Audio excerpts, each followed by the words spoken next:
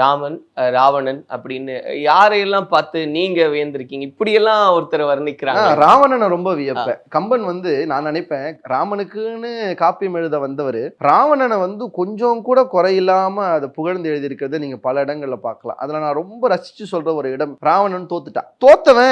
தோத்துட்டு வீட்டுக்கு திரும்ப போறான்.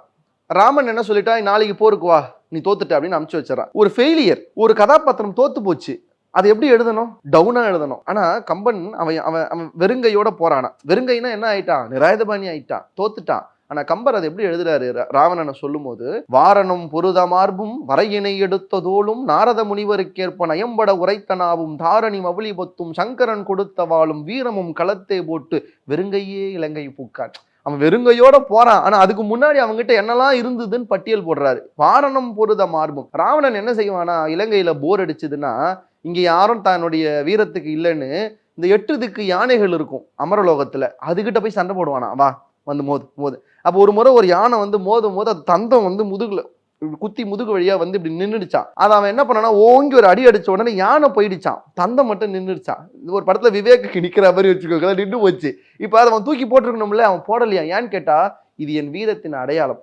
முதல்ல தந்தத்தை மெடலா நெஞ்சில மாட்டின ஆளு ராவணன். வாரணம் பொருதா மாறுபோம் வரையினை எடுத்ததோளும். சிவபெருமான் உட்கார்ந்துருந்தது இமயமலை, போயிட்டே இருக்கார். நல்லா இருக்கே இந்த இமயமலை, இது ஏன் இலங்கையில எல்லாமே இங்க இருக்கு அப்படின்னு அதை தூக்குறாரு. தூக்க முடியாம இல்ல, தூக்கிட்டாரு. சிவபெருமான் பார்த்தாரு, அவ்வளவு பெரிய இதுவான ஒரு அழுத்தின உடனே அந்த இமயமலை அப்படியே அவன் மேல நசுங்குச்சுன்னு சொல்ற. அப்ப வரையினை எடுத்ததோளும் நாரத முனிவருக்கேற்ப நயம்பட உரைத்தனாவும்.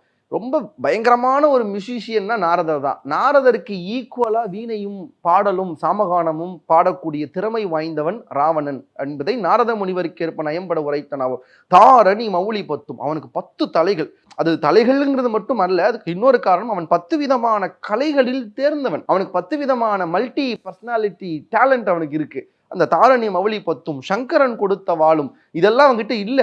இல்லாததை இருக்கிற மாதிரி சொல்லி வீரமும் களத்தை போட்டு வெறுங்கையை இலங்கை பூக்கான்னு இன்னைக்குதான் நம்ம வில்லனுங்களை ஹீரோக்கு ஈக்குவலா சினிமாட்டோகிராஃபி பண்றது இன்னைக்கு நம்ம நினைச்சிட்டு இருக்கோம்.